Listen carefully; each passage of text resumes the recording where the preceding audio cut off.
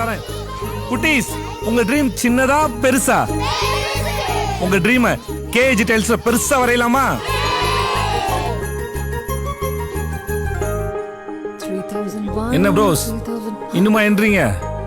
ஒருவேளை ஃபியூச்சர்ல ஸ்டார்ஸ் கூட எண்ணிடலாம். ஆனா கேஜி டைல்ஸோட கலெக்ஷனை எண்ணவே முடியாது.